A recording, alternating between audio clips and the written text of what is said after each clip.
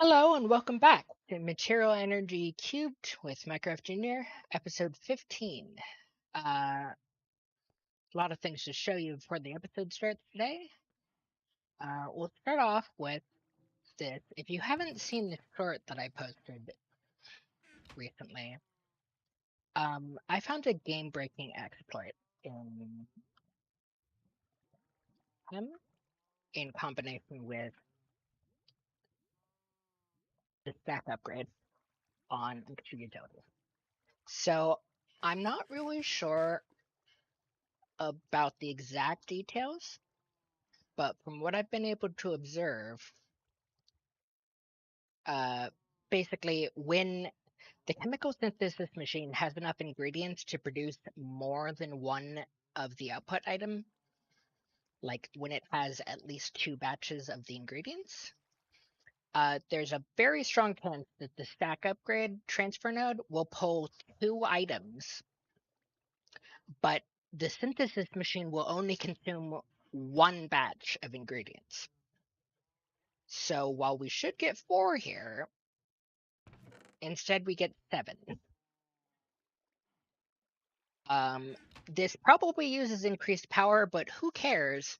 Uh, this is truly game changing on a map that's based on scarcity of resources. I'll be back in a sec.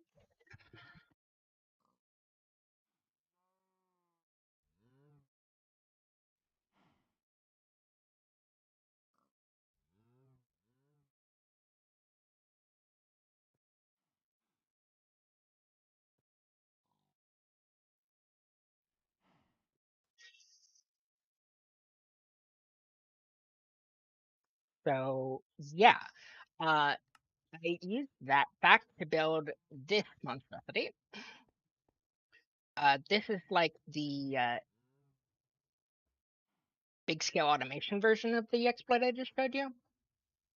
It's basically generating infinite platinum. And the way it does that is the decomposer generates platinum element, goes into this drawer. This drawer has a redstone upgrade, and the top face is set to output a redstone signal when the barrel is completely full. So you need to do it manually for a couple loops until you can get a full barrel. But after that, it activates the servo when the barrel is full, and or sorry, it activates the item duct when the barrel is full, and because it's got a servo for the stack size of 64, it'll almost always post 64 items into the chemical synthesis machine. The reason it's important that it doesn't uh, just pull whenever it feels like is that if you only put like 16 platinum in at a time, then you won't get any duplication. But basically, you put stacks of these at a time, so the stack upgrade transfer node has about 3 out of 4 attempts to get double the output, and then it'll put first back into the decomposer, and then second into this smelter. Uh, Now, infinite platinum is good enough on its own, and in fact, I put 17 stacks of platinum on my polytool because it generates bonus XP on killing things. But what I'm automating here is actually a lot more powerful. So over here, we have basically the same exploit, but with promethium dust, which decomposes into the element promethium atomic number 61. You can see there that they're spelled differently. Promethium with an E before the U versus an I before the U. So I'm not entirely sure that the Metallurgy 3 dev intended for this to be, atomic number 61, because it is listed under fantasy metals. So I'm not really sure what integration made this possible, but they're going to regret it because Basically, this is like a less dupe heavy version of it, but it seems to work well enough. Uh, this servo is just going all the time, pulling 64, and then this will only accept items. Well, all synthesis machines only accept items from item ducts when they're basically empty, which isn't helpful in this case, but whatever. And then because Promethium is radioactive with a half-life of 64 hours, or I guess that's the full life because it's guaranteed to decay after that time lapses, and that's in-game time, I'm pretty sure. Actually, I don't know whether that's real life or Minecraft. But anyways, because it could decompose if we ever get anything other than Promethium. Oh, like there, it really? Okay, that's gonna fuck everything up.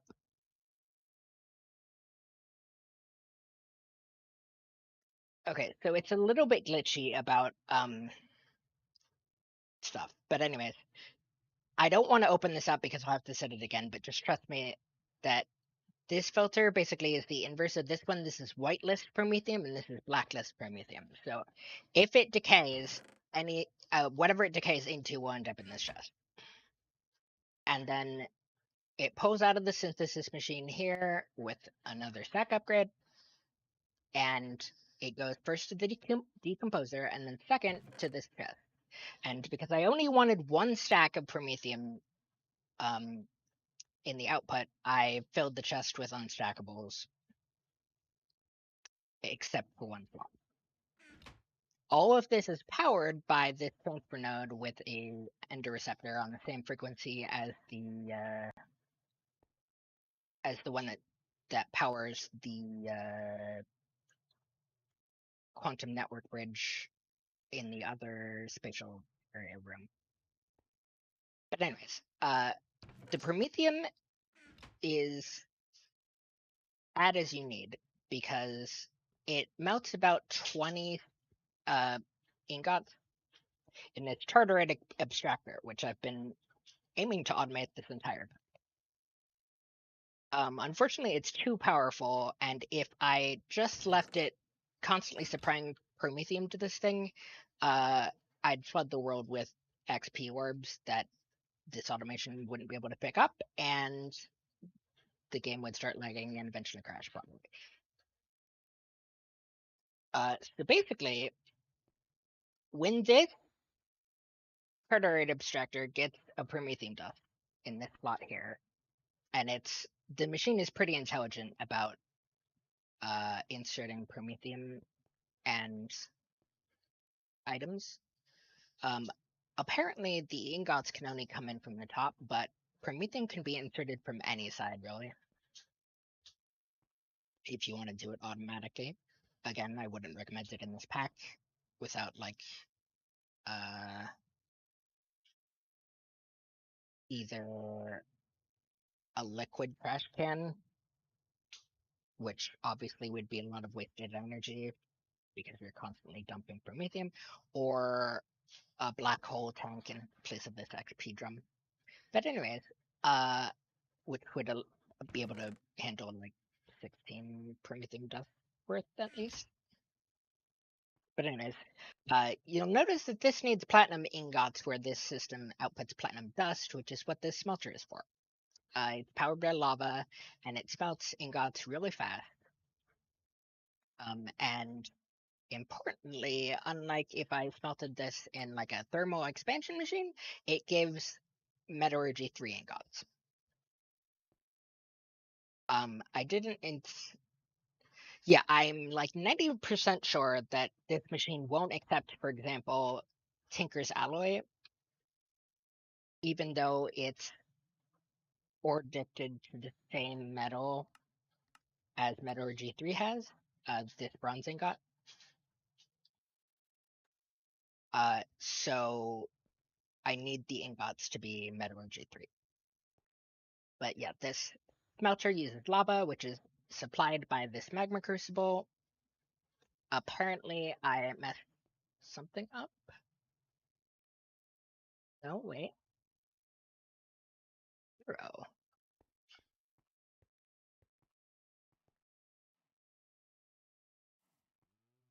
What's going on here?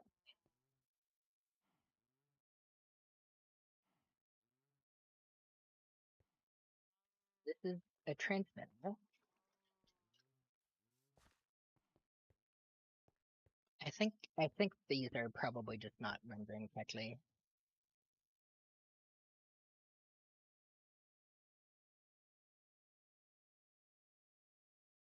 Okay, there it goes. I don't know why it was showing 0. And actually it was pulling 0, so I don't know what happened there, but it's back online. So this magma crucible makes lava from netherrack, which is supplied this here from the AE system, and that's made chemically from two silicon, one oxygen, and an iron.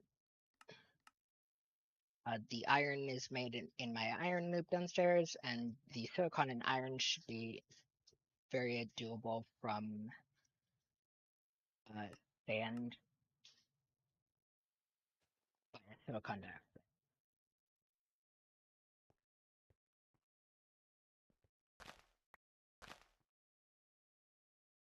Uh, so yeah, I think that's the major automation that I added. The other thing to show off would be the bees. So I have a few of the drops that it wants. It being this chapter here. And before I forget, I have some of these to craft now that we have Rota Jelly. Completes this quest finally. I don't think I'll be using them yet because I am full on energy, so why not? But anyways, I removed the light upgrade because I didn't want them continuing to run when it's dark out, because out of fear of the energy depleting in the system. The only reason the energy is so high right now is because I have a bit too many ender generators generating right now. Um, but anyway, each of these increases the production rate by 20% and also increases the energy consumption by about 20%. So you can see that it took the energy consumption from 24.3 RF per tick to 104.5 RF per tick, which is quite a substantial increase. Uh, that's basically a whole ender generator's worth. And by the way, I'm now powering these with Eyes of Ender. This is the only time I will be refilling them in this episode just to show it off. Because they give like 25 minutes versus an Ender Pearl's about 20 minutes. It's not much, but that exploit basically gives free blaze dust anyways. So like why not? And it helps increase the longevity of the Ender Pearls because they are a limited supply, because they can only be mined manually, because there's no scanner in this pack for me to tell when an Ender Lily is done growing. These emeralds were in my inventory because I used the exploit to generate a lot of emeralds for this quest, which I got a lot of money from. It's basically the only effective money generation thing at this point. So we finally have enough bullion to continue with the pay to win chapter. So first of all, we need to buy this legendary reward bag.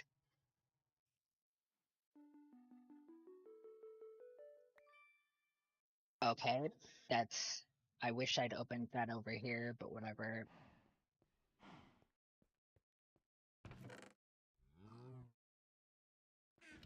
And that used up most of our bullion, which represents most of our money, but that's fine because it should be like the most expensive thing in this entire chapter, and it's kind of upsetting that it locked this node here,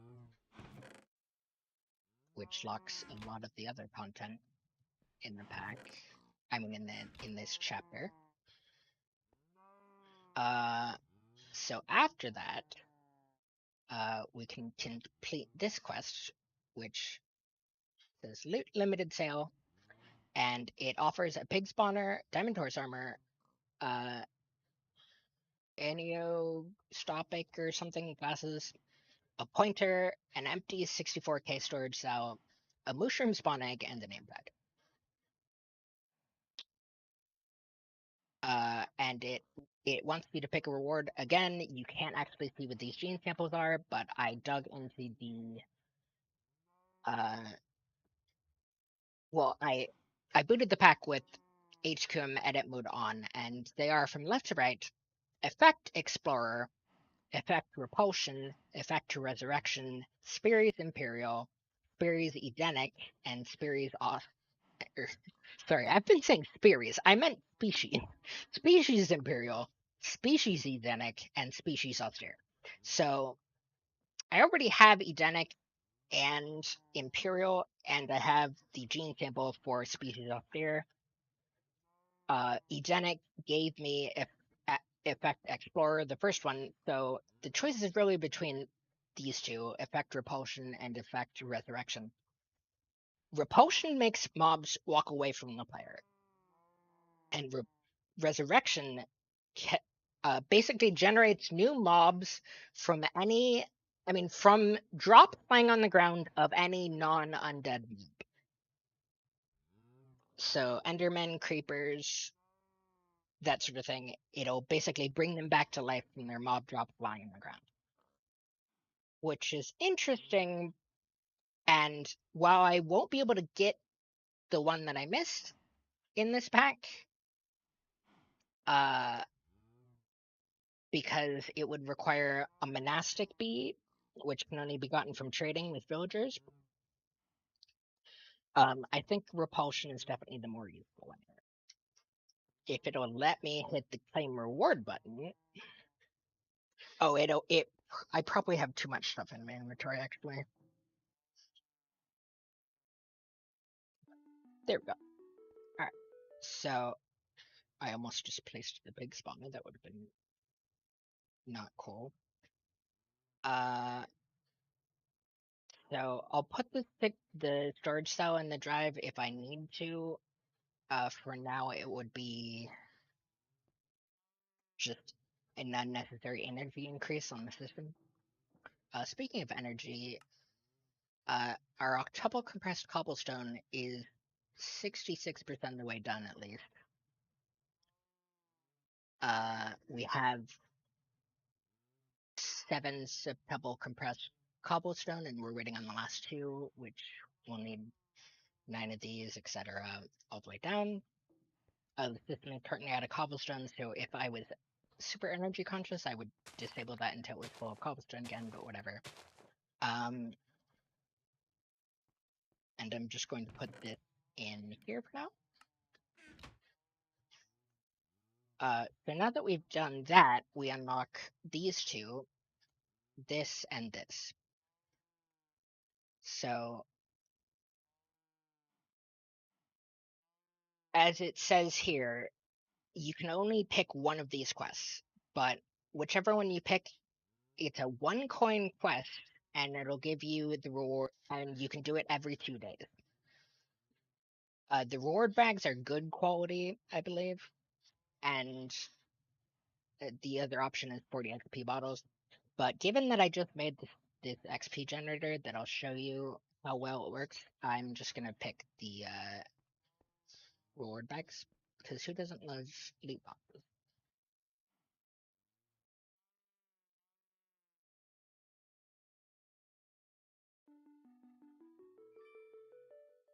yeah, those are good quality rewards.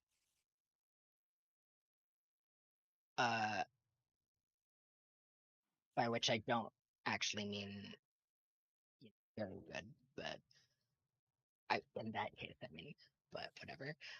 Also buy this DLC, uh, spatial drive for 2 billion. And I guess I'll take a look at it before we venture deeper into the nightmare. It's a dungeon of some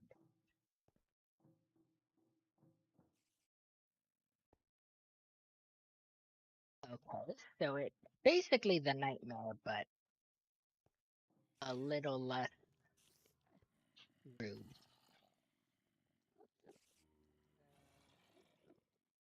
Um, and it doesn't even say what's in here. The first, I mean, the few levels of the dungeon don't seem too hard, but going deeper, I will find tougher, more scarier monsters. The deeper I go, the better loot I will find. Uh, I don't really know what kind of loot's in there, and I don't really care to find out right now. But you can see over there, that's the entrance to the dungeon, that hole in the ground. And I imagine it goes deeper much the same way the nightmare does. But because the nightmare is locking progression, that's the one we're going to handle today, and I may or may not do the dungeon on stream at all. I guess I'll go into it a little bit, and if the loot's any good, then I'll film it for stream. Anyways, the other important thing is this series of enchanting quests. So first of all, there's a 1 bag quest for 4 tanks of XP, an auto enchantment table, and an auto anvil. I already crafted an auto anvil. At least I think I crafted it right there. So that's useless. But this auto enchantment table should be good. So I'll place it here because I'm gonna need some space for it. We're gonna want a liquid retrieval node. That and tell it to accept XP from that side. So that'll start draining the XP drum to fuel this node here. And I'm gonna stick the highest tier upgrades in there just cause I'm impatient like that. So that'll drain the drum real good, but it has less of a buffer than the auto anvil does play.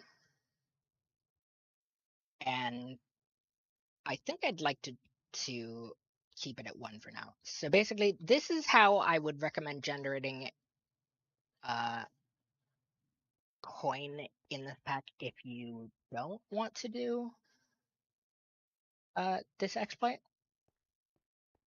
Just generate, I mean, use the auto enchantment table to generate level 1 books, and then decompose those for an emerald's worth of chemicals, and then steal the emerald quest that way.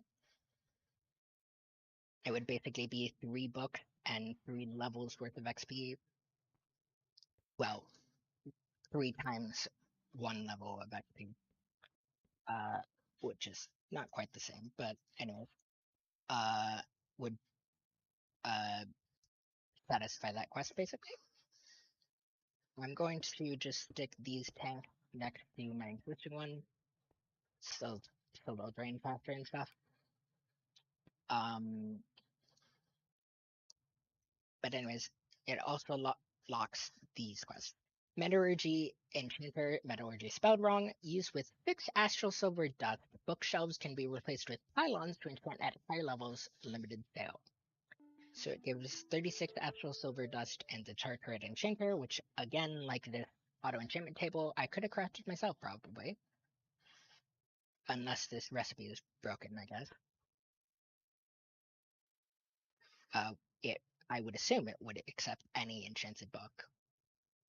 But anyways, we're going to want to use that now to boost my armor. And you probably saw before I had 32 silver dust, astral silver dust in my inventory already that I prepared for more. Because I plan on doing a lot of enchanting now. And finally, it's offering 2 mithril pylons for 2 stacks of coin,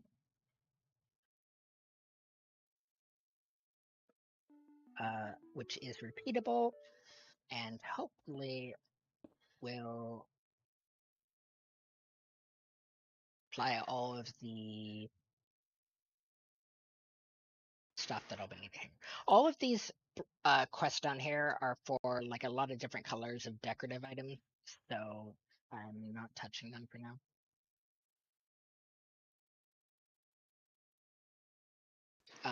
And my strong boxes are better than a bag of.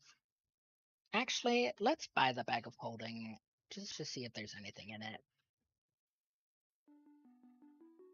There's not. Oh, that's a lot more space than I was even hoping for. Alright, these might be worth crafting and actually using this. Because they're way more convenient than placing down the strong box. So that they probably don't allow you to put them inside of each other. The strong boxes do, but that's a worthwhile limitation. We do want to do this quest eventually. It probably just gives like 5 seconds of haste 100 again in 2 splash potions. But not right now. That's all that I care to do on that chapter right now. I doubt I have quite enough coin to complete the entire chapter at the moment.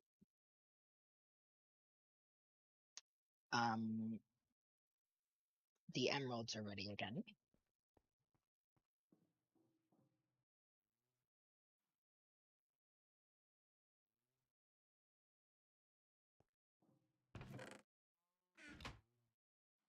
These are also stack upgraded, which submits the items a lot faster. But emeralds are still the only one that I really call worthwhile. And on the bees, this is all completed now. We are going to be able to make this ambrosia now. At least I hope so, if my calculations are correct. It's going to need 60 of this, which I got from the Imperial bees, which are made from noble and majestic. Noble or majestic is made from noble and cultivated. Noble is made from common and cultivated. Cultivated is made from common and any base bee, basically, and common is basically supplied by this quest here, which I've done many, many times. Because it offers 2 pristine common princesses for 1 pack, which is nothing with the infinite emeralds, and even without infinite emeralds, I'd still probably consider it worth it. The other thing we'll need for all that ambrosia is some of this.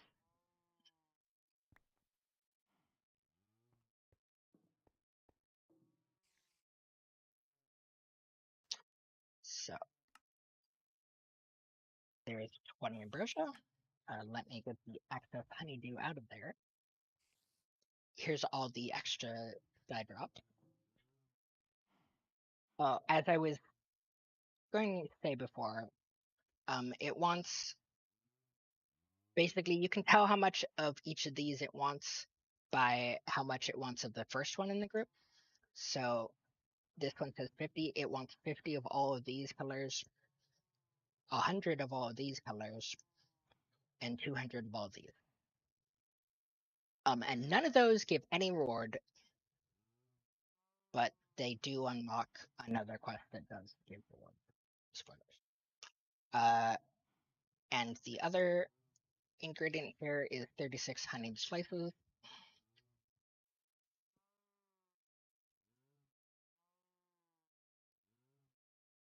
Which is just honey drops around bread.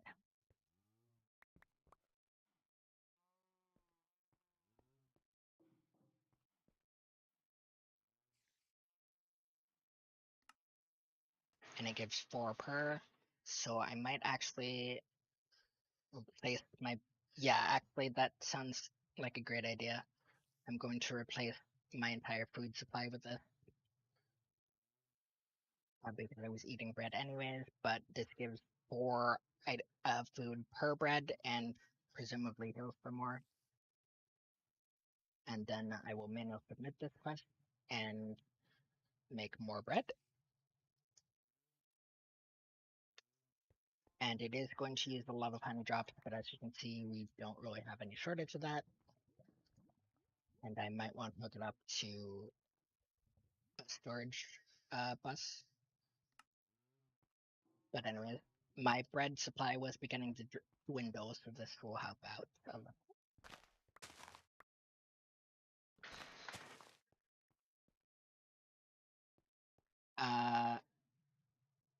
So this time it doesn't make you choose. It gives you a gene sample for exotic, which I actually painstakingly made. But it doesn't matter because I bred up to it, but it doesn't really matter because I think I wanted the one after it or something. And then also demonic and avenging. I think avenging is gonna be okay, so. Fortunately, avenging doesn't mutate into anything, so I won't be able to get any of the other traits that I want from it, like longest lifespan, which is a bit of a problem that I have with this pack. Uh, this guy in his line is like the only way to get the longest lifespan gene. And because it's just giving me his species gene, I won't be able to like generate a bee with all of these default traits. Putting the avenging species onto a princess or drone only changes the species. I also won't be able to get the largest territory, which would be nice. And just to double check, okay, the longest lifespan is also available from the Phantasmal drone, but again, they gave me the species for Phantasmal directly, and it doesn't mutate into anything else. So I won't be able to get the longest lifespan there either, which makes me sad, because I want to max out my bees.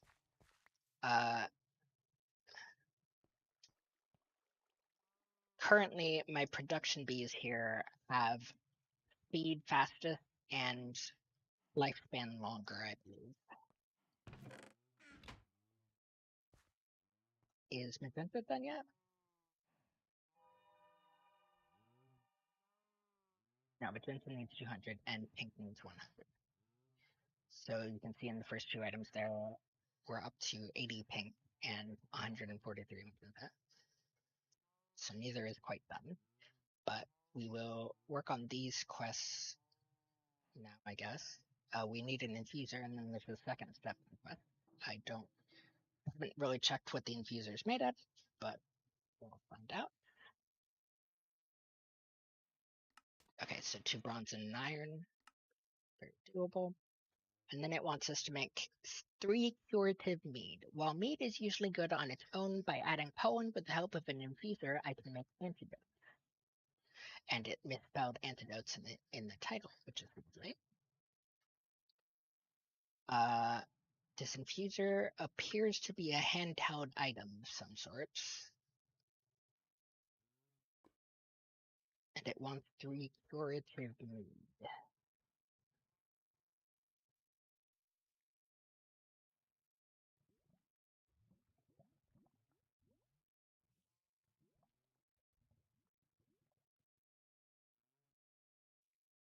So I'm guessing it wants me to put short mead into the infuser and then add pollen.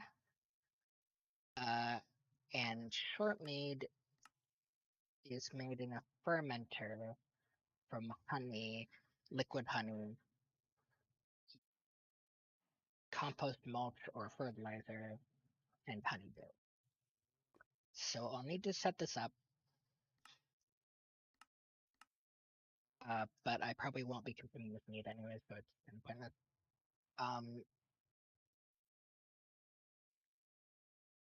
And hopefully it won't lock this one. But this one should be much more doable. Again, I'm probably not going to bother automating it because it doesn't give that much coin. But I should be able to do one go of it.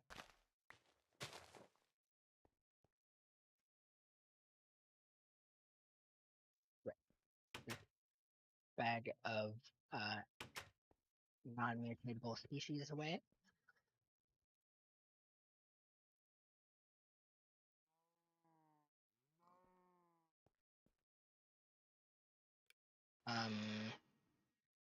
So it wants 10 crates of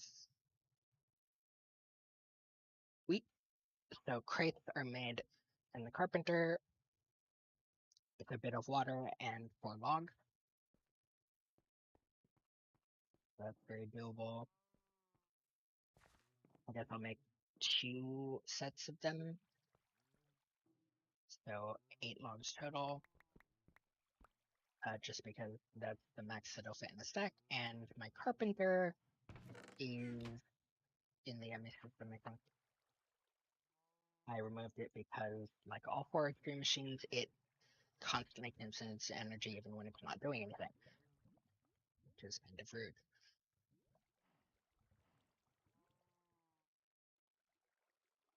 And then the way we fill these crates is by putting 9 of the item on the left and then the crate at the top. So, like this, and then it wants 10 crates of wheat, so 90 wheat. Luckily, we have more than enough from the automated wheat farm.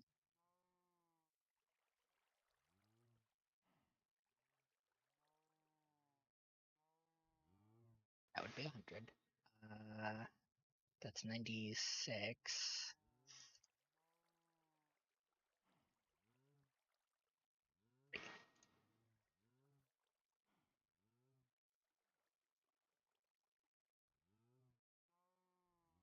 Be asked to make multiple carpenters, it would be actually pretty easy to automate this, but again, because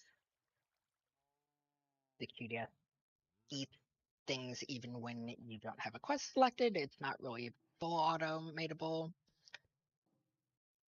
Although I do wish that FTB quests had something like the QDS that actually, fixed its problems, so didn't reset when the quest completed, stayed whatever you targeted it as, and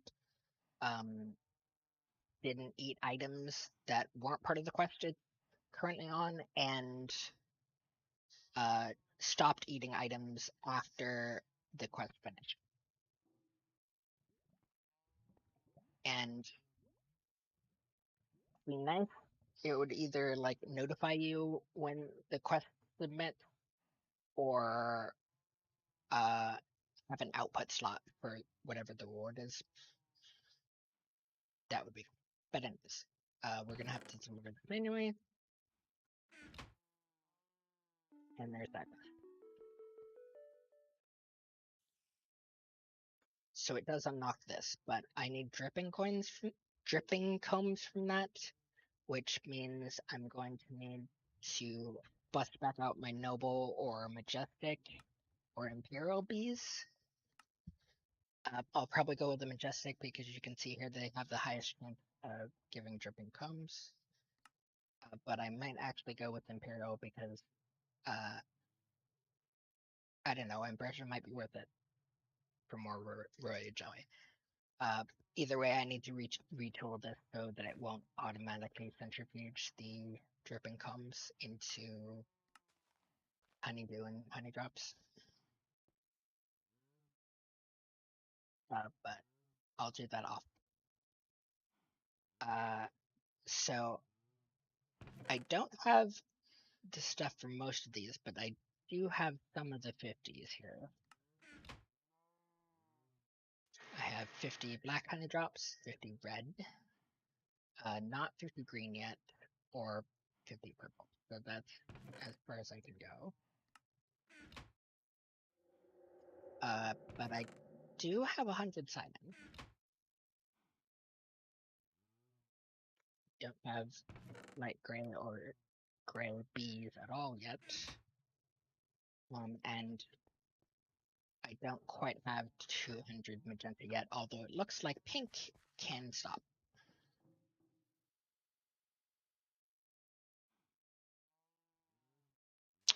The reason I have so few pink drones here is because I'm putting this in the main bag because it's not a final mutation because it makes magenta.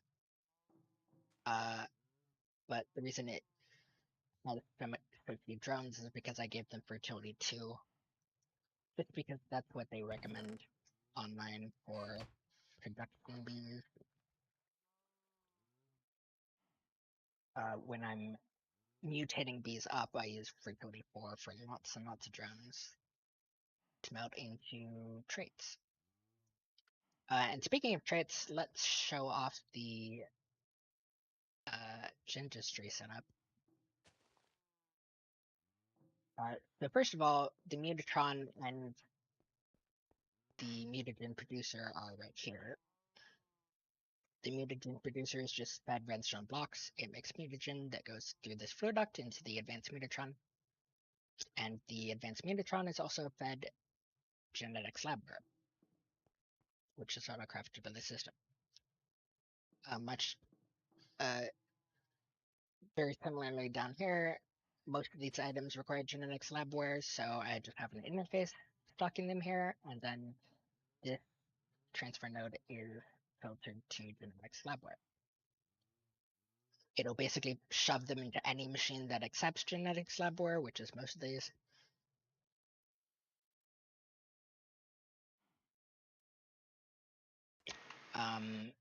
So this is the genetic imprinter. It puts all of the traits from whatever genetic template you put in this slot onto whatever organism you put here.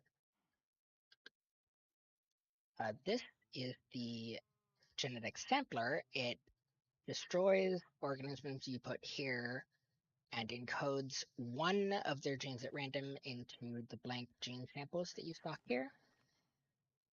And then the hopper into the filing cabinet where I keep all of my gene samples. It's a little glitchy graphically, and one guy claims that it deleted like 30 of his Rocky Princesses in another pack, but I don't know. It's convenient, and it's not going to be the end of the world if I lose some of these samples.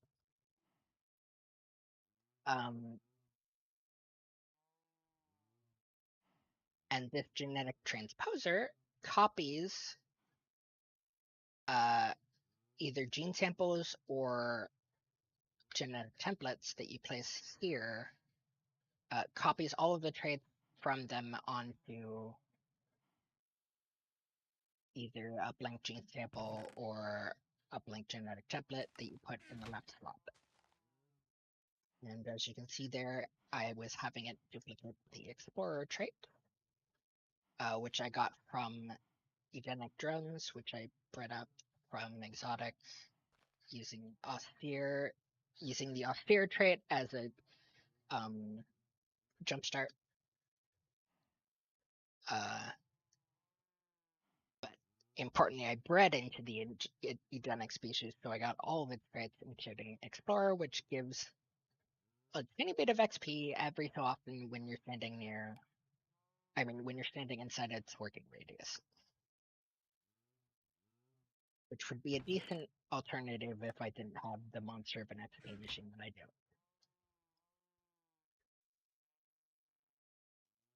do. Anyways, I can make it. Wait, yes, I did put away the pink bees already. I need to put a new bee species out and also transfer 100 pink out of here.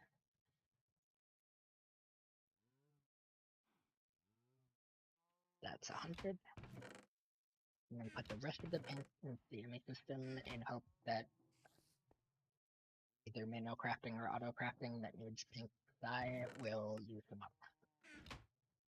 Magenta is almost done with the smoothly.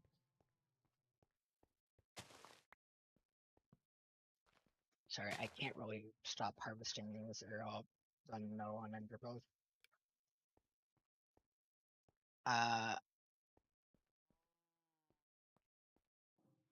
Also, I really shouldn't be doing this during the episode, but whatever.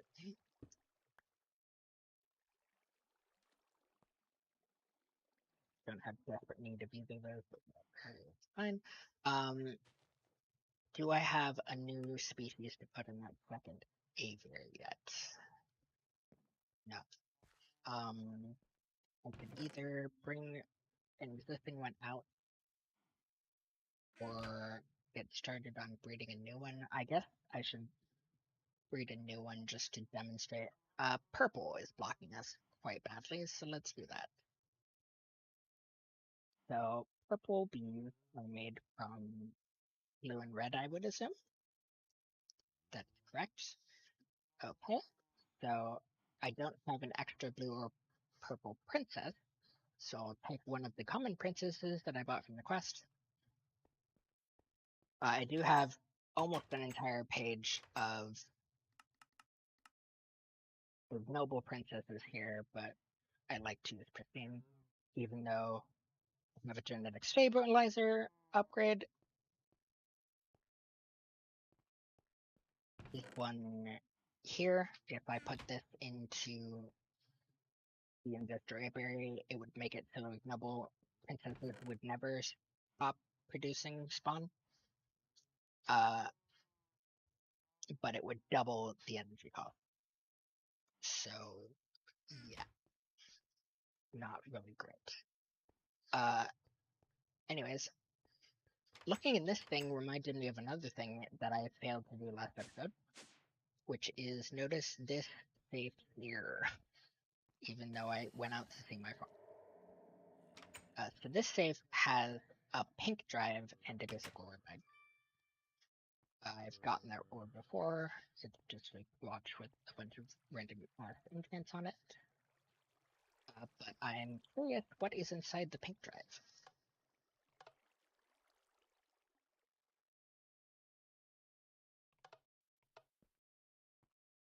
That's a lot of pink.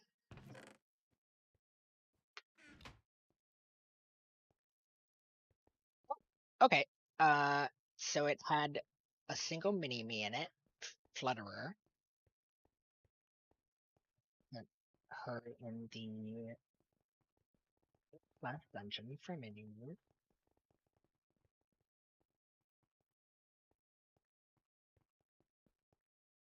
And get out of there quick because I like to roam around.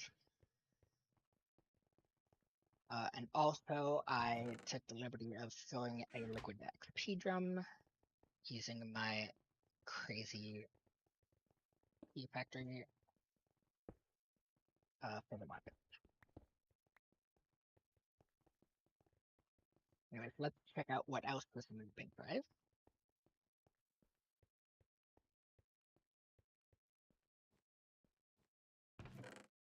Oh, lovely. Some pink drones, so I didn't need to breed up to them. Some pink stained glass, pink dye, and pink colored brick. These are just various ideas of pink things that you could use to generate power in the pink generator. And I guess this pink princess will be an extra, because I don't think its stats are anything special. Yeah, I think these are default for the species. And these won't stack, so I'll mount these in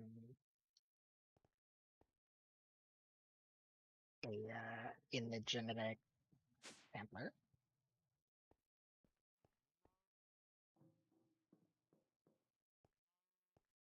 Even though I have most of the traits in that species already. Actually, I probably have all of them. So yeah, I was making purple, I don't have an extra red or blue queen, but I do have a lot of red drones, so a blue princess would be useful, so I would turn this common princess into a blue one using this card here, which I already did recently. I swap out the species on this template sometimes.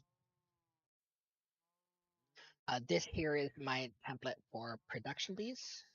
It's got speed fastest, lifespan longer, fertility 2, temper temperature tolerance in both directions of 3, humidity tolerance in both directions of 3. It uses normal overworld flowers for as its flowers. It has an average flowering stat and the beatific effect, which basically gives you regen when you're in its territory, which is nice.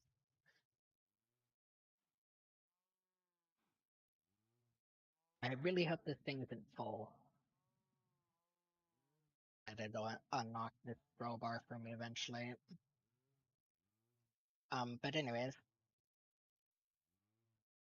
uh, this purple bee won't be able to mutate any faster, so I do want to give it the production mutate.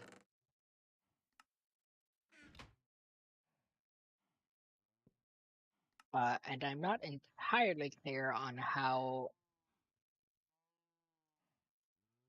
this bit works. I guess actually the traits on the input bees probably don't matter at all because the Mutatron gives you the default traits for the species.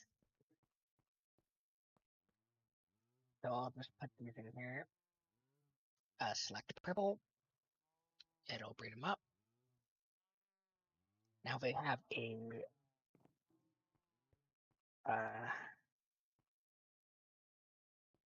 purple queen that's already carrying offspring. But I can already, I can slightly affect its genetics by putting it through here. It doesn't appear to like affect the genetics of the offspring all that much or something for some reason, which I don't completely understand, but whatever.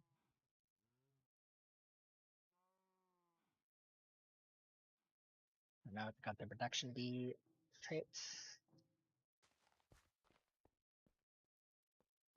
And now stick it in this hive and take out the automation upgrade because I only want it to go through one cycle so I can reprogram one of the drones and the princess and then put it back in with the automation upgrade. Is magenta done? It is.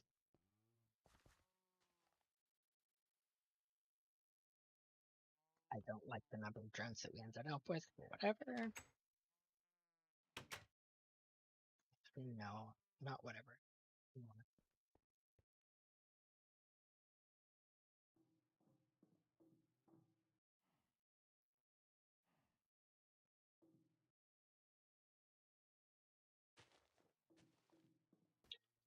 And then I guess I'll get started on light gray or gray,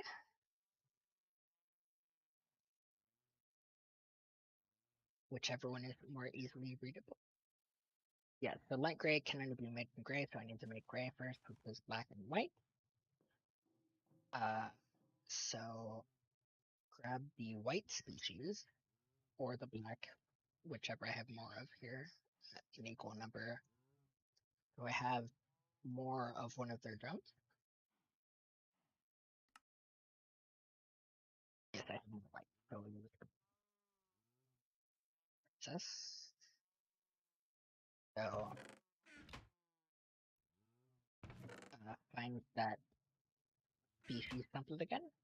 Replace blue with black by crafting like so. And then take one of my extra princesses. I guess I'll reprogram this pink one because I don't need a second pink. And this will change the pink princess into a black one.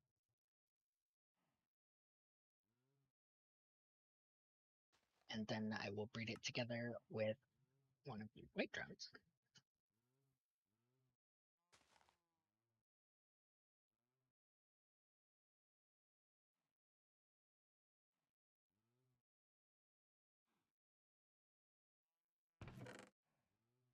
after I run them through the Mutatron.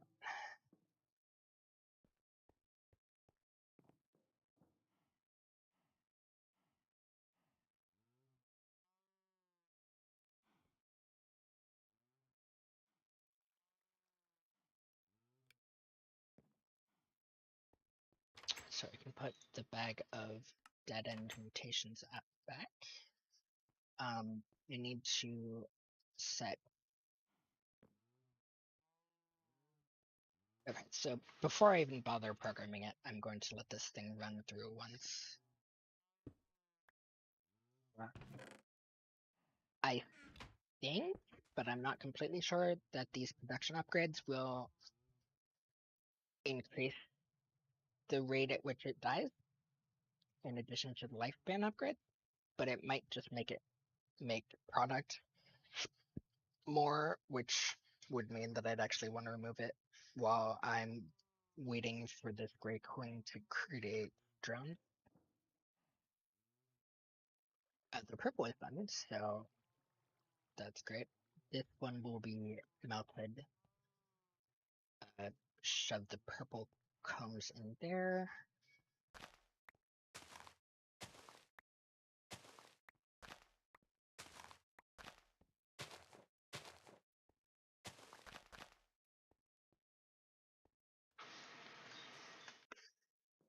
So, like I was saying, program the princess and a drone with the production template, and then put the extra drone into the hopper that goes with the genetic sampler to randomly extract one of its parts. Oh, I missed like the most important part of all this automation. Although this interface stocks blank gene samples, it doesn't. The system doesn't actually know how to craft them, and that's because it doesn't need to. Because the squeezer recipe is horribly broken. It's supposed to give you a very small amount of liquid DNA, specifically 0.05 millibuckets, and empty the gene sample into a blank gene sample with a 90% chance.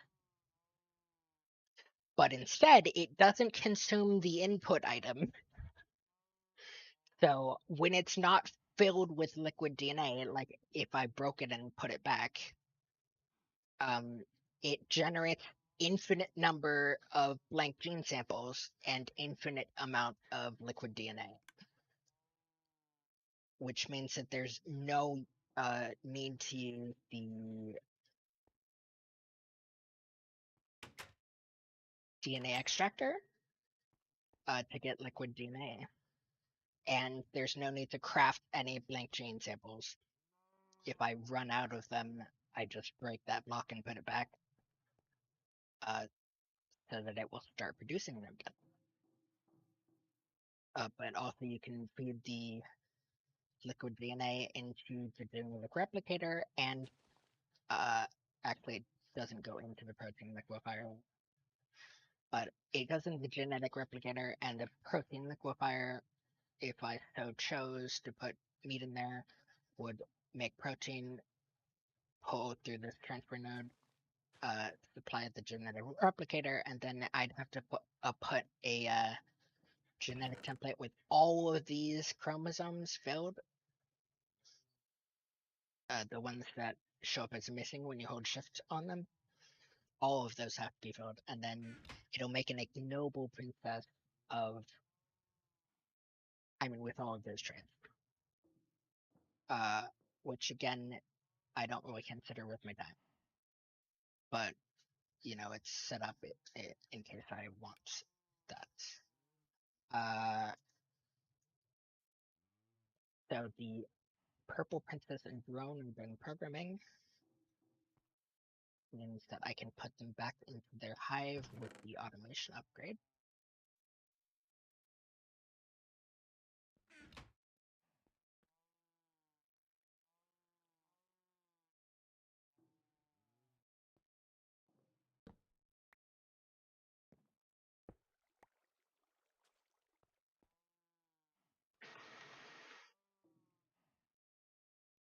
And over here, the gray princess went through one cycle.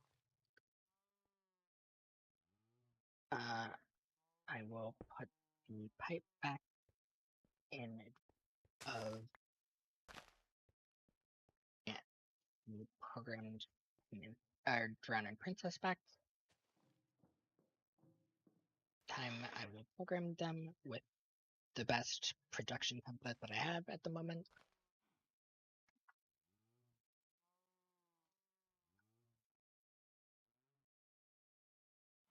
So I actually also want them to produce a lot of queens. So I think I'll actually just use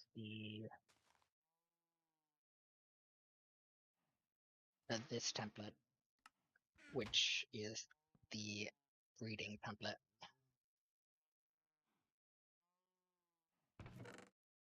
Because I do need drones to produce light gray.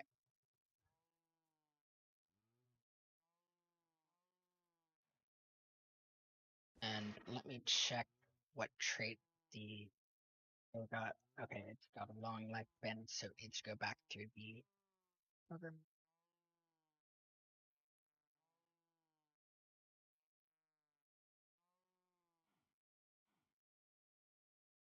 And as you can see, it like keeps the organism it's working on within its internal buffer. You can like kind of queue up your next operation by just putting it in the slot and waiting for the operation different. But anyways, these now have the exact same genes, so they're safe to run through an automated setup. So that should be all of the bee stuff I need to do for this video.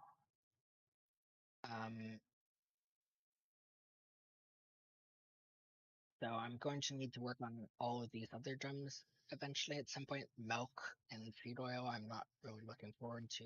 Ethanol either, or biomass. The others shouldn't be awful with my exploit. I need to craft a few more of these generators, but it's just 1 billion, so who cares? And I made as many of these elements for the Victory Monument as I could just using the fission multi-block. But I'm basically stuck on the rest of the element. So it's time to return to the bear. After I enchant the God Armor set. So I couldn't decide on which set I wanted to make my mate. So I'm just gonna enchant 2 sets, if that's not too much trouble.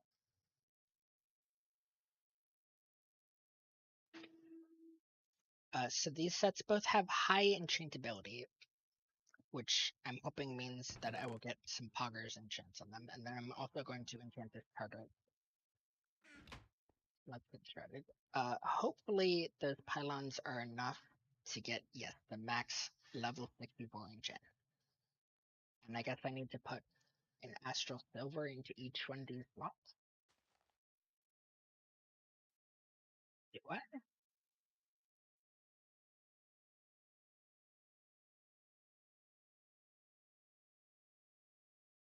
I don't know what the astral silver does. I think it's kind of optional.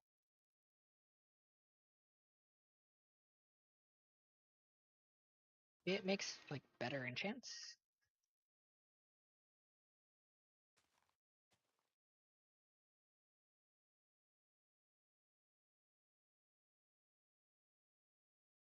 Oh, and that consumed all 64 levels, so this could take a while.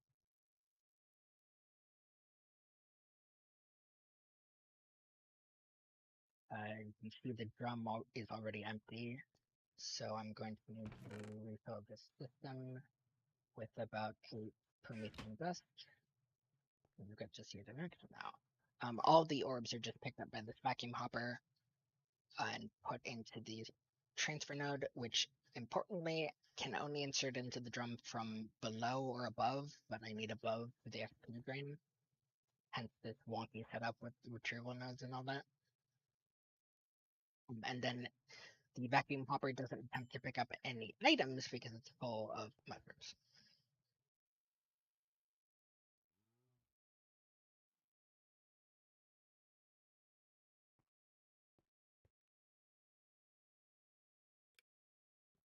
So I was kind of hoping that it would only consume like one level like modern enchanters do. And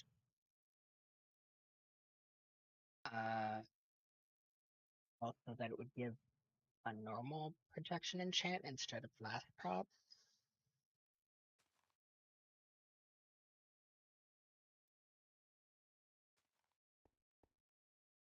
I'm kind of tempted to craft that. I mean, it's a lot of good enchantment density, don't get me wrong, but there's not really any enchantment manipulation in this pack outside of the uh, division sickle, of which I lost my other one, and the one time I tried to use it to disenchant something, it didn't actually give me the enchant.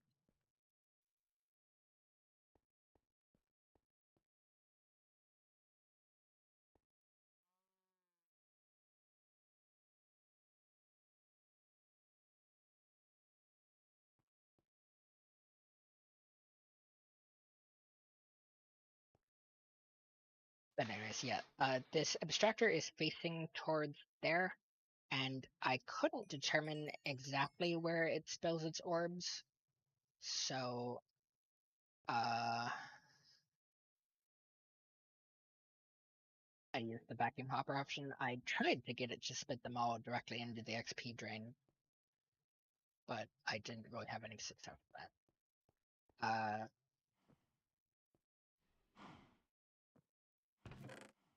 FYI, apparently these orbs have a bit of a loss when you're filling them, so don't use them if you can help it.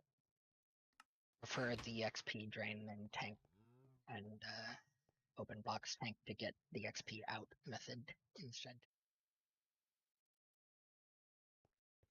Back up just skipper levels. Does it consume less XP if you put an Astos over in this?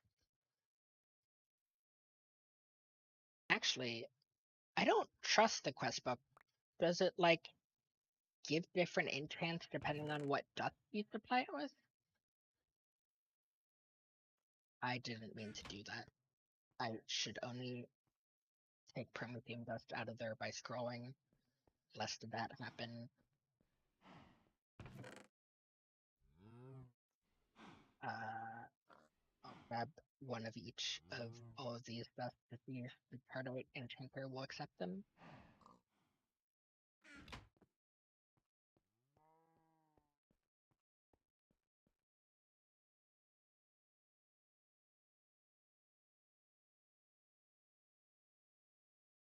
Yeah, so you can see that these dusts are having an effect on the enchantment that it gives me.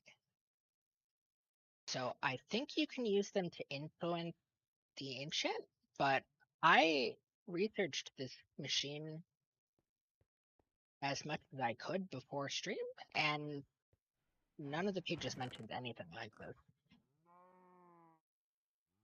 So I'm a bit concerned. Obviously, I would like to influence it to give me normal prop, but I'm not exactly sure how.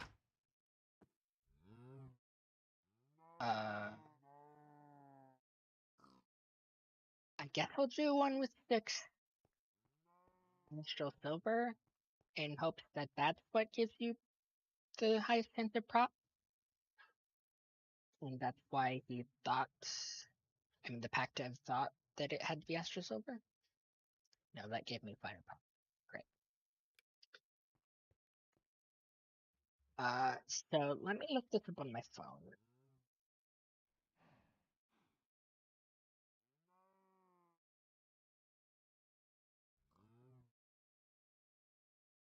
Metallurgy 3. Alright.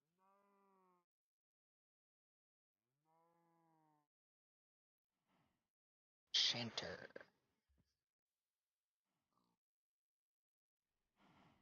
I guess I actually looked at the. I mean, I tried to look up the abstractor more than the enchanter.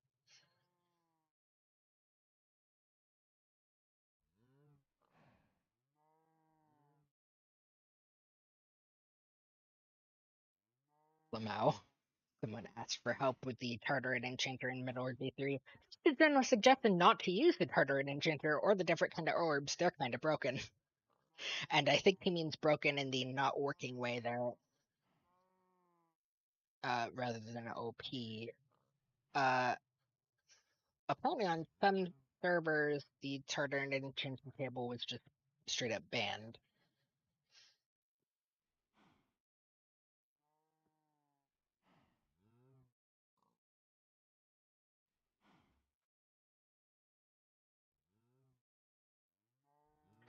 I really hope it's not going to make me look at the code.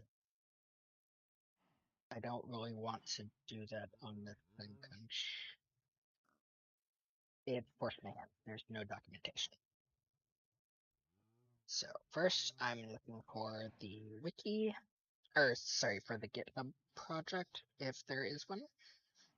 Obviously, if it's open, I mean, if it's not open source, then I won't bother. Go to the project website. Sure.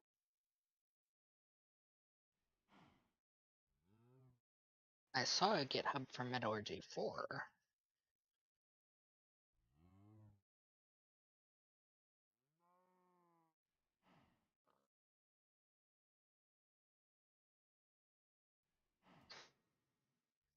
Oh, that's Metallurgy 4 Reforged.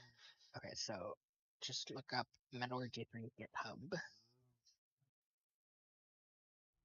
Metallurgy that classic. Metallurgy 3 updated for 1.17 Fabric. That's not quite what I was looking for. Does Metallurgy have different versions of Metallurgy? They do. Okay. They're also apparently the team behind Atom 2, or behind Atom altogether. They have Metallurgy. They have different projects for Metallurgy 4 and above, and then just one called Metallurgy, which is forked from RiboKeithy / Metallurgy 3. So this does seem like the one I want. But looking at the branches, okay, it does have 1.6 version. View the code. Common / RiboKeithy Metallurgy 3. I wish I could show any of this on stream, but I don't really have it set up for that. If I find it, I will link it in the description. But anyways, I'm probably going to want to go to Machine, Enchanter. Let's look at Block Metallurgy Enchantment. No, actually, yeah, Container Metallurgy Enchantment, first of all.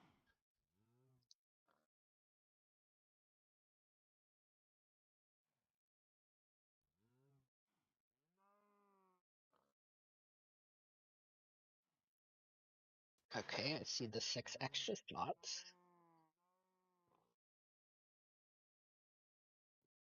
Then it also has code to specifically add the player's inventory to the GUI.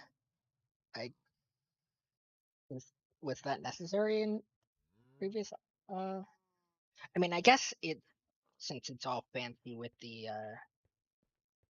GUI of the main block, it makes sense that it would have to custom code the player's inventory.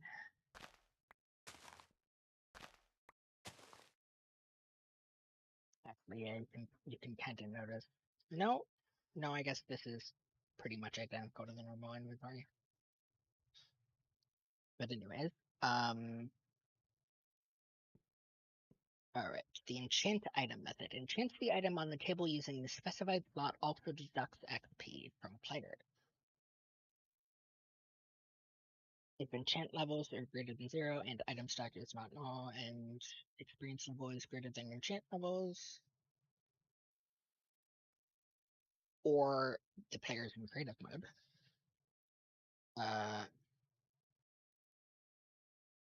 if the world is not remote, meaning this is the client,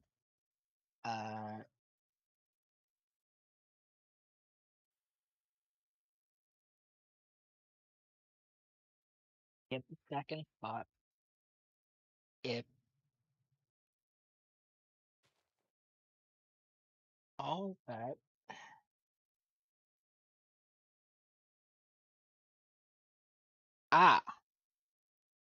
okay, so it would appear that those extra slots are a thing called catalyst,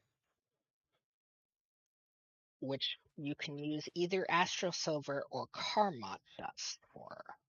Astral Silver gives 1 catalyst point, and Karmat Dust gives 2. And then what does catalyst do? Let's find the page.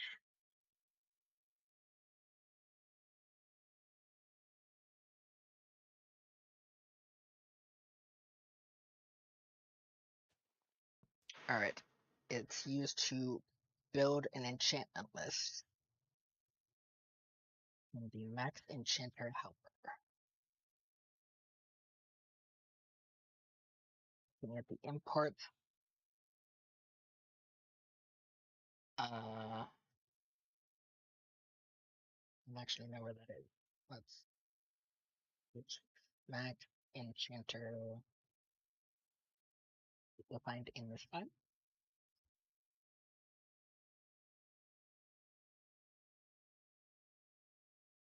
No. So it's probably one of these imports, or any of them star or anything. No.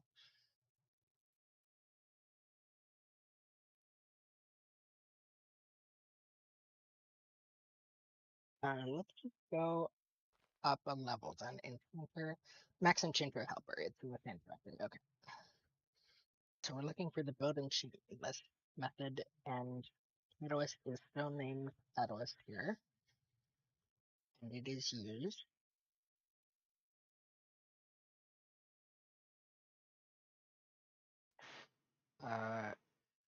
to generate an int A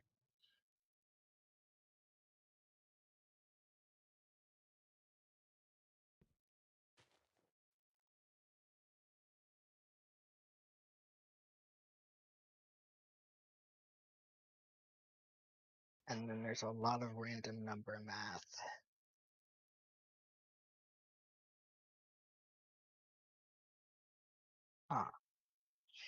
Okay, so the documentation for the method says create a list of random enchantment data enchantments that can be added together to the item stack. The third parameter is the total enchantability level. And that documentation is helpful because it's renamed R2 for parameter 2. Yeah, Catalyst is only used to determine K, and K is used to determine L, which is an int that's made to be at least 1. And then L is used in the map enchantment data method.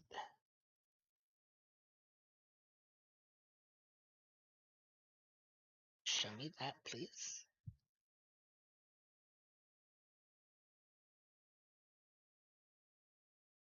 Creates a map of enchantment data, enchantments possible to add on the item stack in the enchantability level path. So I guess the catalyst might increase the enchantability level, which is interesting.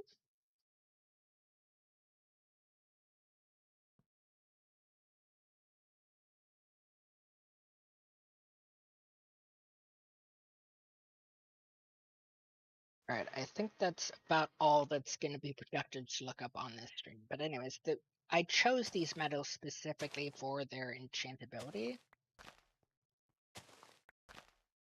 So I guess it would make sense if I used full Karma, if I had the ore for that.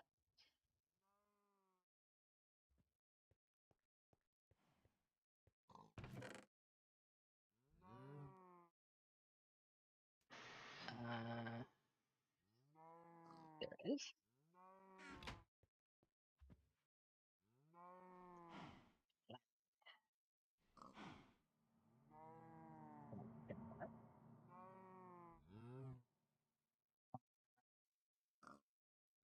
I probably only need to process like 20 of these.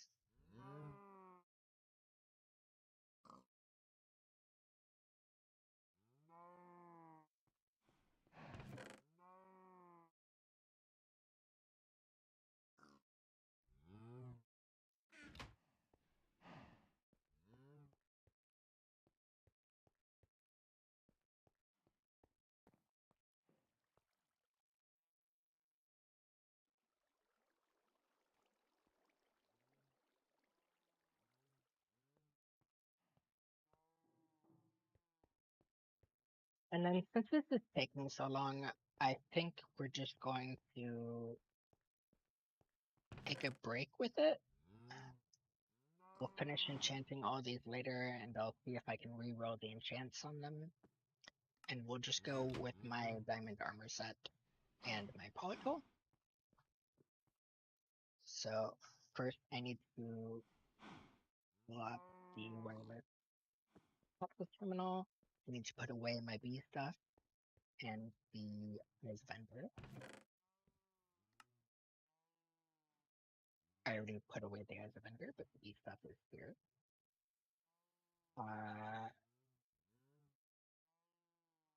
Don't need the barrel hammer that goes in this chest over here.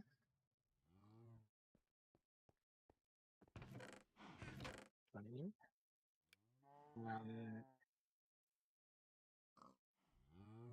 Okay. Birth my inventory looks like. So, do I still have Nightmare loaded out here? Yes. Okay. So as you can see, I built like a freaking border-esque wall here. With only space at the top. I suppose I should just box in all the other spots already. And as you can see, they killed my guard, which is very rude. And also removed all of the torches from the tunnel. Okay. Give me some glowstone then.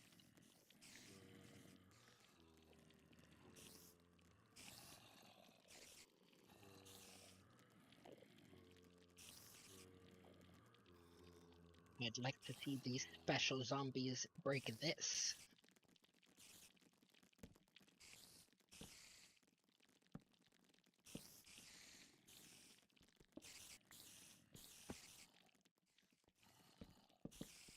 And I'm going to need to cover those blocks up the outside afterwards. Oop!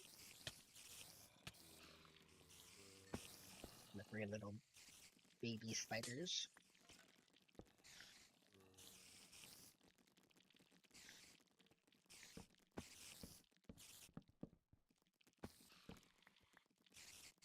So the next one was gonna go here.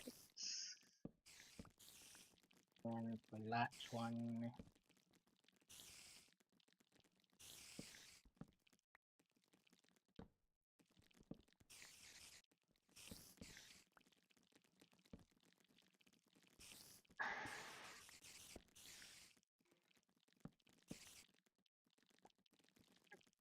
So nothing should spawn inside of my safety tunnel now.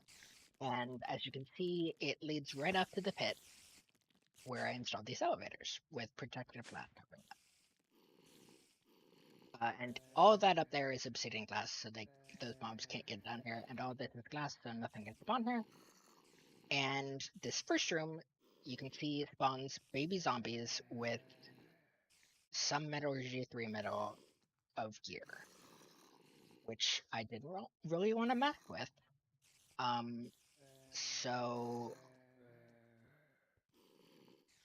I opened up the hole here, but I think I'm actually going to do it here.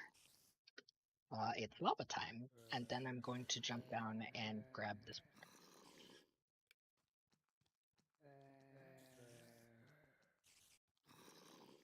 And then this wall here is a wall of obsidian glass with blackout curtains on the other side. And I'm not really sure why they did that.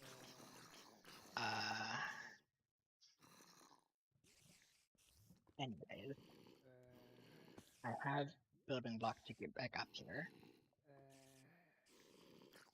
Just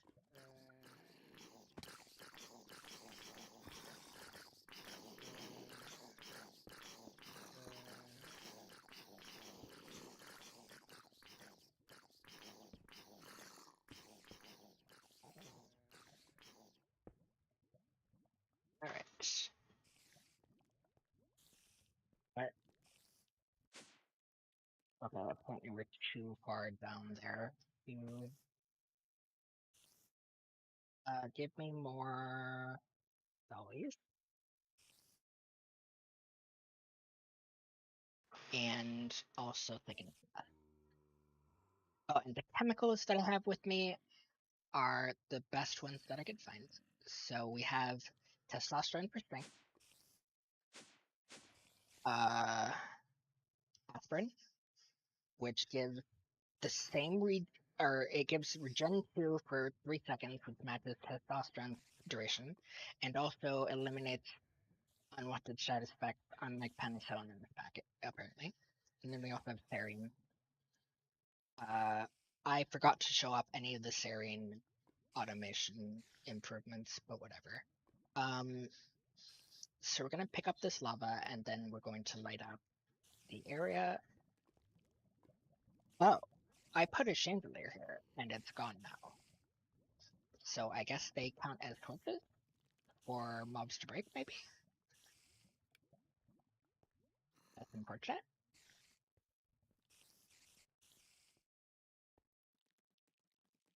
But anyways, I should probably just light this up the normal way. So we have burnt quartz.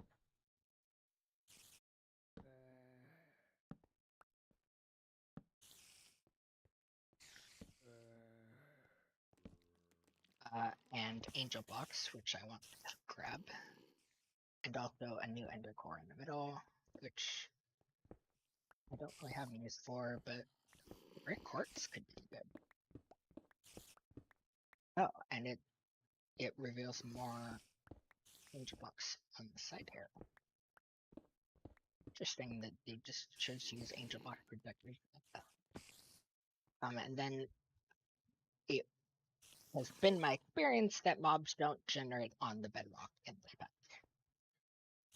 So we should be good otherwise. And then I will color back up because I want to make my entry into the next room here. So I broke one of these ender infused obsidian and obsidian glass here, and I want to take out the cursed earth as possible. But let's see if I can grab any of these blackout curtains before I have to deploy the lava.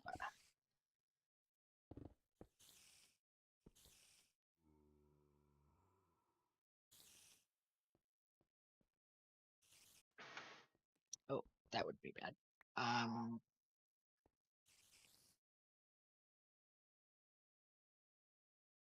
We want glass. There's nothing in. And then grab me a vacuum hopper to grab all of the curtains that are lying on the floor right now. And we'll slap it right there. Alright. Worked wonders. And now it's lava time.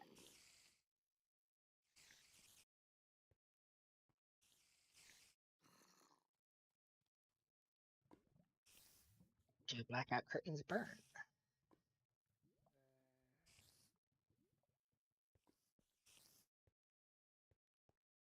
it would appear not.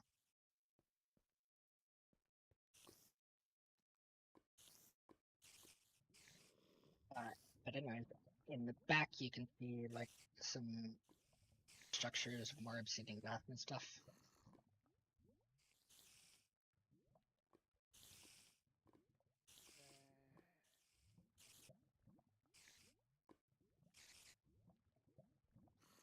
I guess I will follow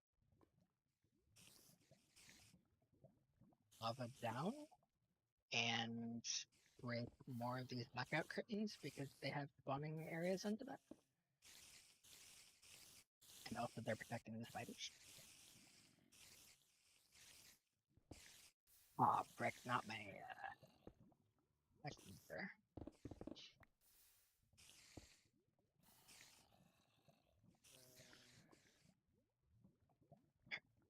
One block lower.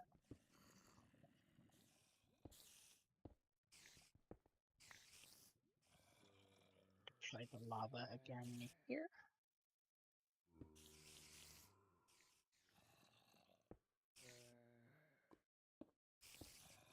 No down enough to grab the final layers of blackout curtains in here. Um,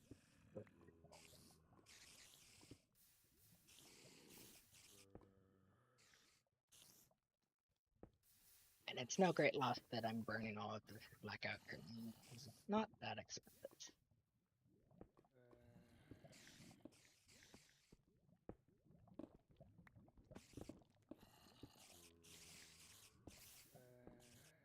Nice try, Spider. By which I mean pathetic ass try.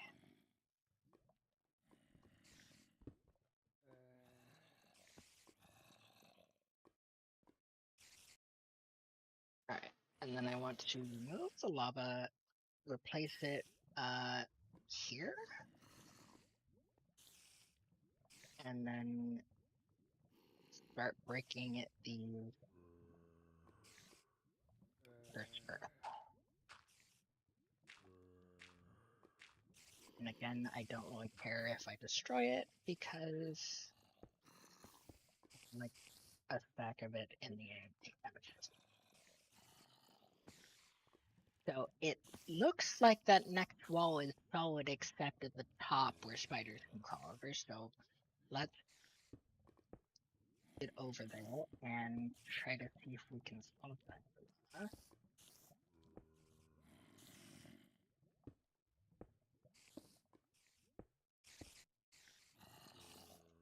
And then we just have all sorts of holes in the wall.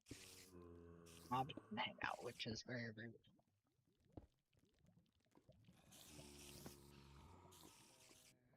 For sacrificing the shot for the cause.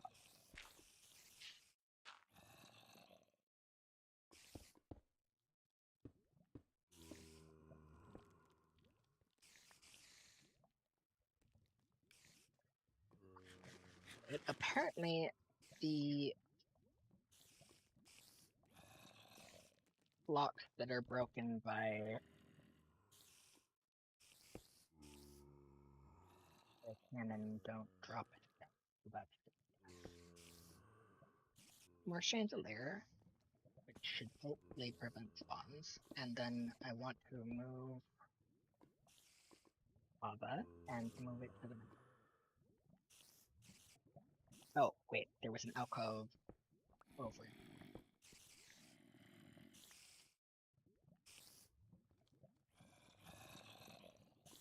What the hell is this? Probably just a bedrock maze.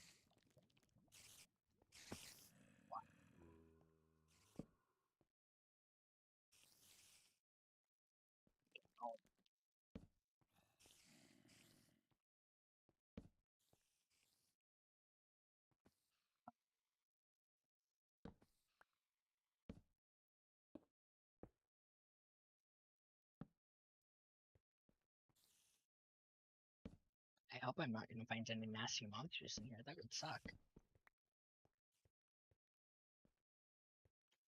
And although the wording might have seemed facetious. It was pretty much not. It would suck pretty bad.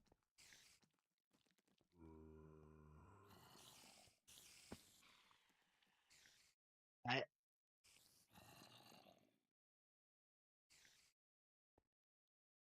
I didn't put that torch there. I'm guessing from the lack of anything attacking me, this area is safe.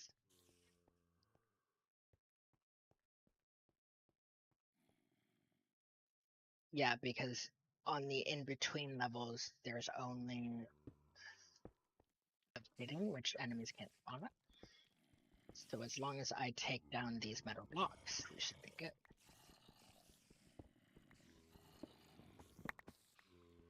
I don't know what that was in that test.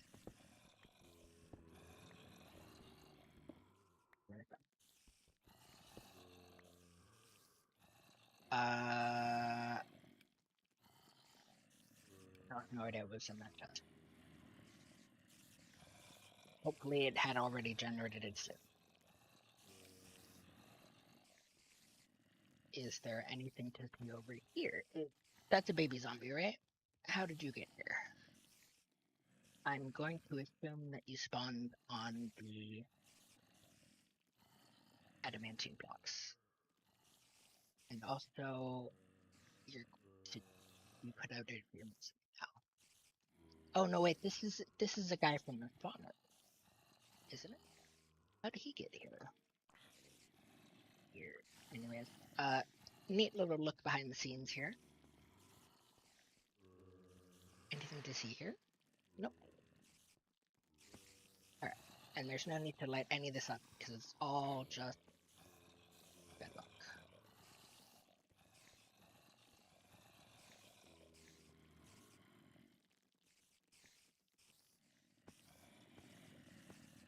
Thought you repaired all the holes in the wall. What's that doing there?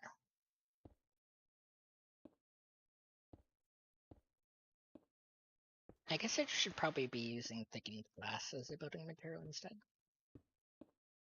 Things can fall in.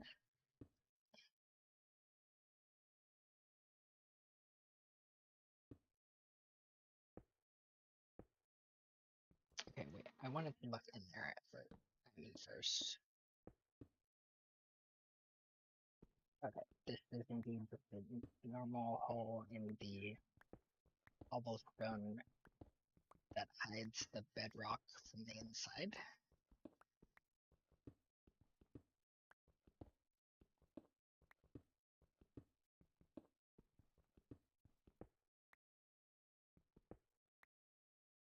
Alright, back into the maze.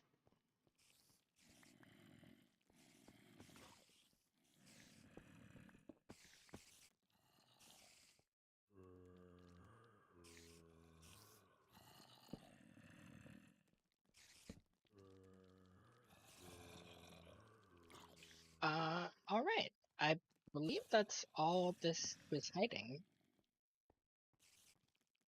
Just a neat little look. Just a neat little peek into the area between the build. Go back down.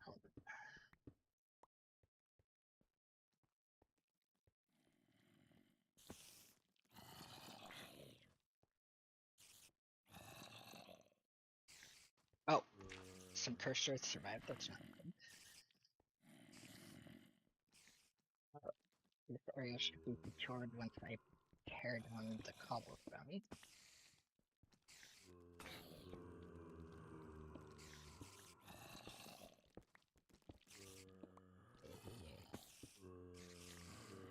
And look into the next room. So we have some sort of burnt quartz structure in the middle, a spawner back there that I need to take out of ASAP. And then I'll probably just target these front guys with lava. Alright, that sounds like a plan. Light all this up, even though these zombos will probably break the torches very weirdly.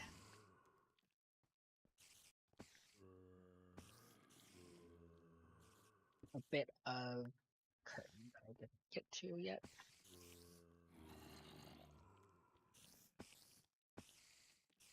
And then a little bit of a parkour puzzle that the mobs won't be able to solve. Get back up to my elevator. Alright. So, give me a new wireless terminal. And put all of these. Ah! That chest contained the VMwall black. So we did need to do that excursion to complete the monument.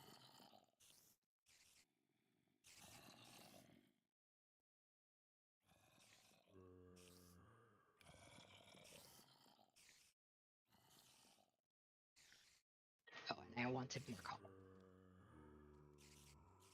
I guess I should probably kill the cobble compression while I'm down here.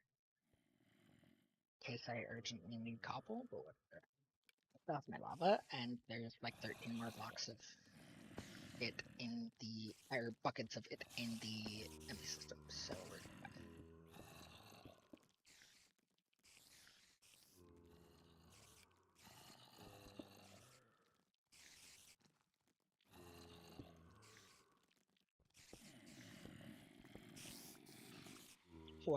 Wave goodbye to the nice men.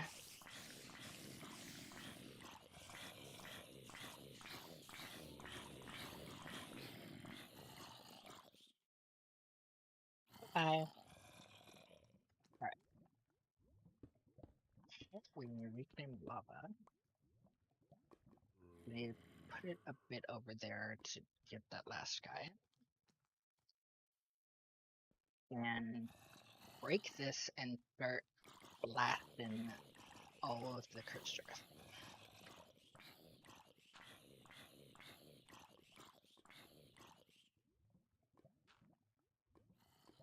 Okay. So the spawned mobs have a bit of Desi Chalkos armor, it appears. That's what it is. And I don't care for it.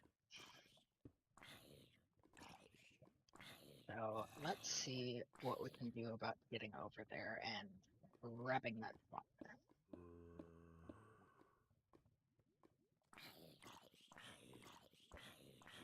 Whoa, what?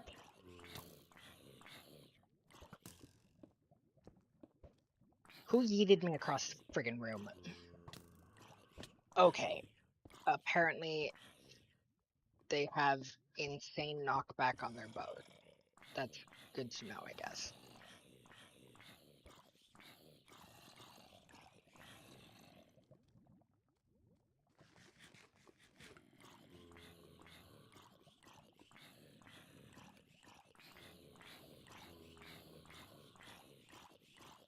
Oh, and there's actually two spawners there, so let me grab both of my doggies.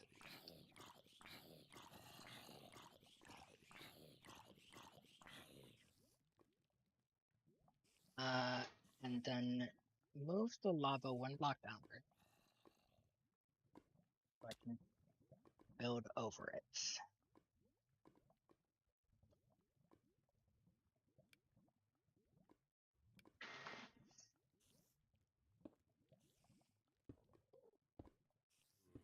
It's a bit risky because they are knockback based, but yoink and yoink.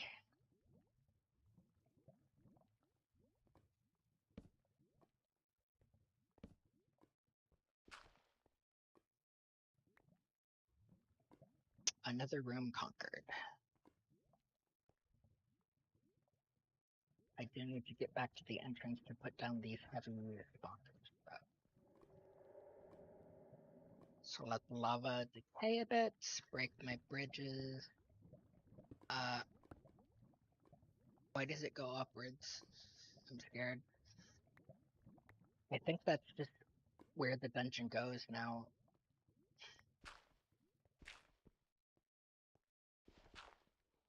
Main continuation of the dungeon from here. Also, I'm guessing there's something inside of here? Nope, just an ender core. I don't think I need ender cores very badly. pretty sure they're just using all of these as decorative blocks. I don't trust it not to hide stuff up there, though.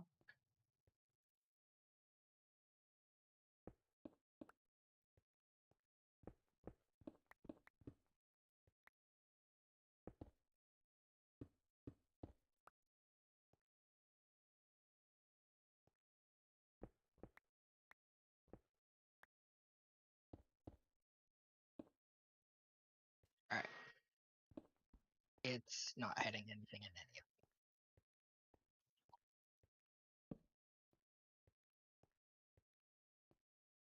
Get this cord.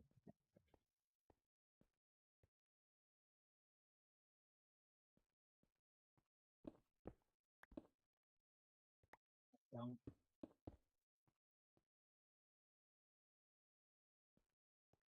I guess I don't see any cord either. I don't know. All these areas should be pretty safe.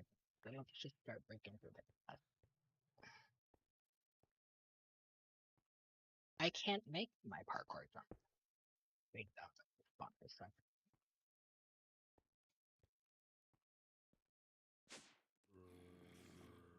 Alright, 2 more spawners for the collection and refill my dollars.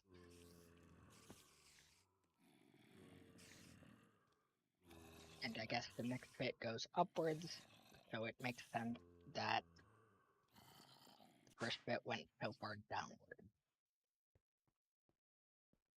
I would like some elevators to deal with the climb. Okay.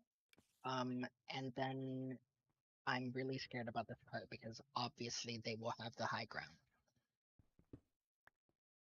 But what can I do?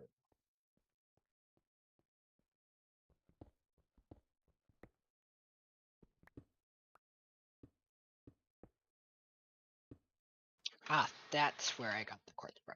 Right here.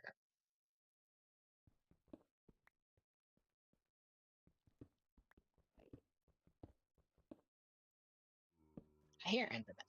I don't like that. I don't enjoy that at all.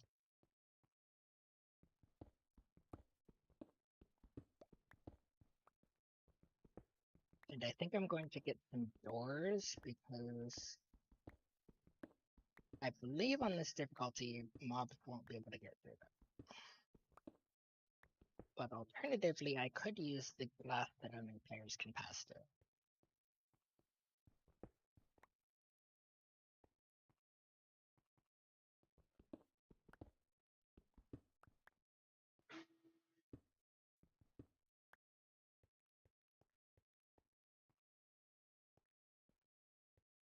I don't know if I have any of that though.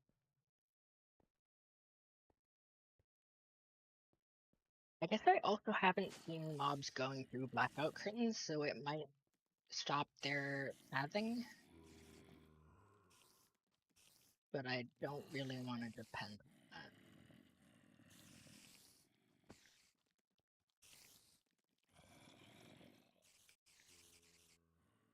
that. So give me a bit of wood, and I will use the crafting table in my box here to craft doors.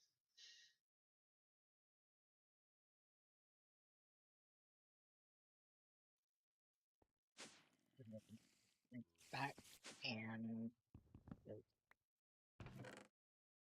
crafting table back in there. That's wrong.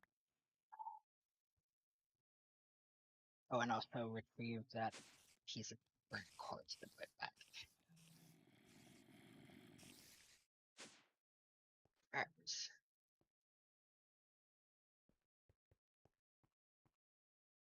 So, we got a door here. I actually want to place it in there. Just this is kind of airlock in case any of these torches get broken.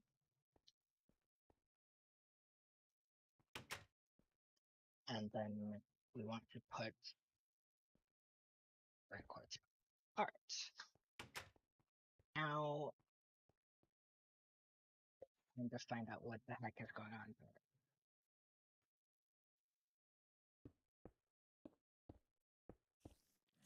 actually take out my hang glider for fall damage immunity.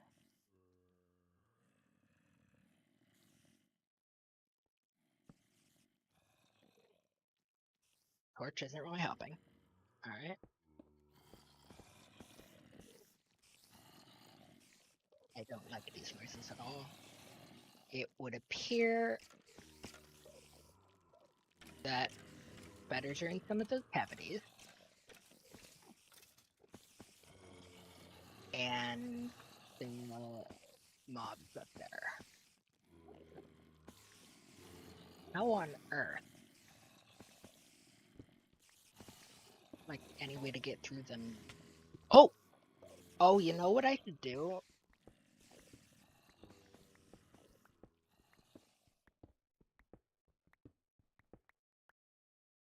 Is go back to that maze and place chandeliers all outside of the map.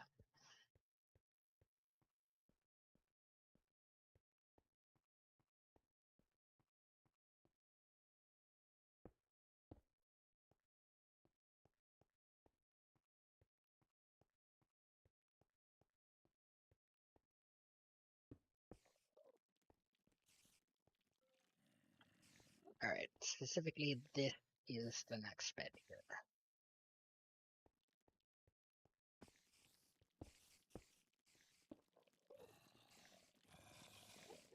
Chandeliers like here.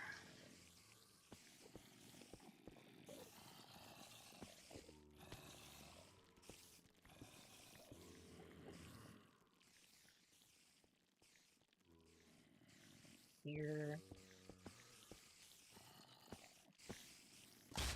Oh!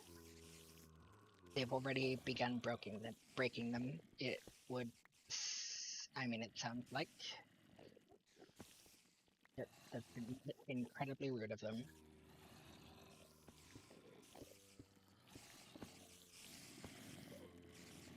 What are the rules on what it can break? I don't know.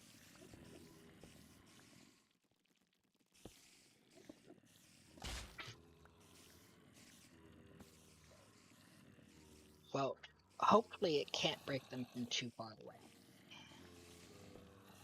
I'm just gonna keep placing that and lowering it when it gets broken. Okay. So it needs at least 2 blocks buffer.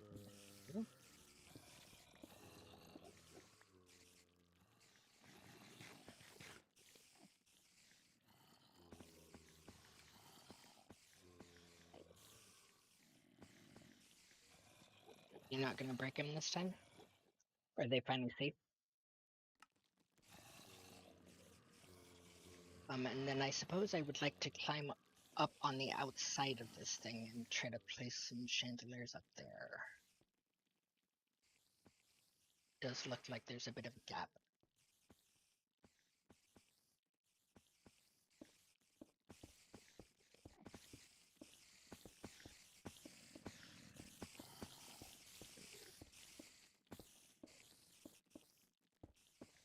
And hopefully this isn't going to be open to any of the mobs.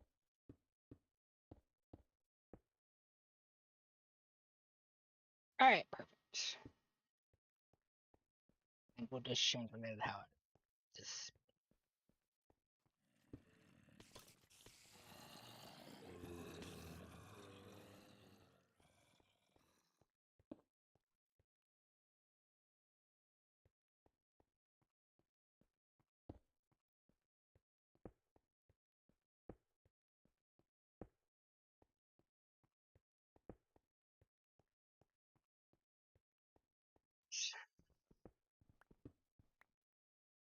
You know what? I think we're missing a bit of coverage in the middle here.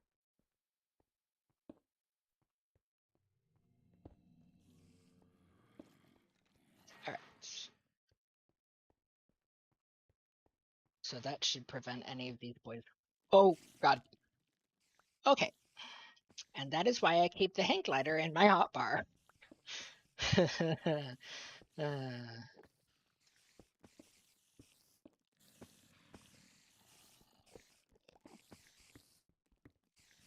And then break this pillar, so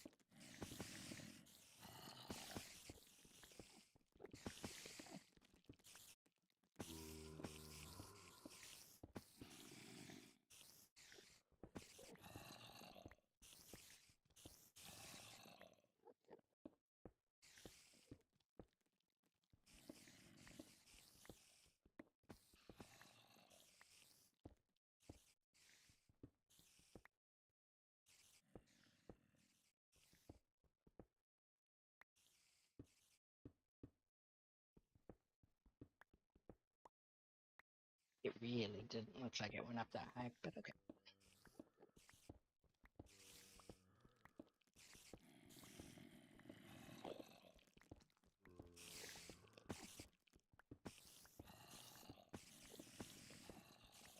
Anyways, I'll work on getting a full prot set off stream probably. Um, and see if I can't remove arrangements that I didn't care for from those things.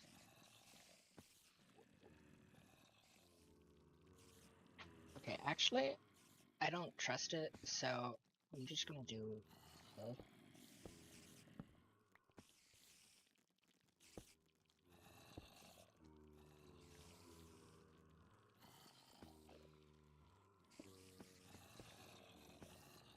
No, if they manage to break any of these, the others will still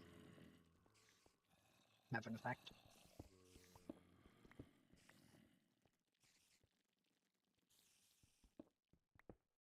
And now I can go back and start blasting, and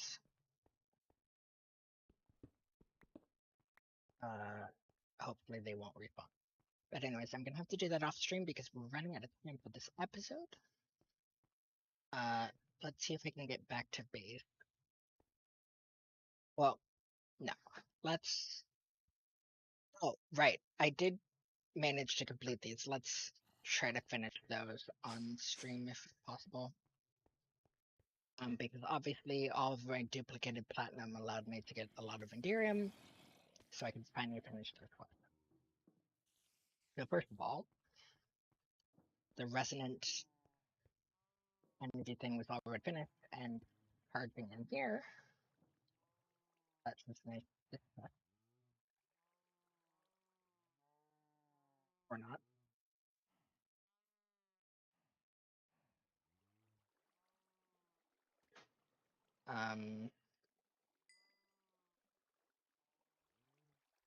Interesting.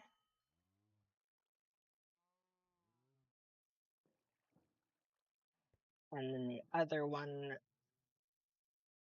the tank is ready for upgrade here. That one worked at least. Got a prot for chest plate. I have no idea what metal it's made out of.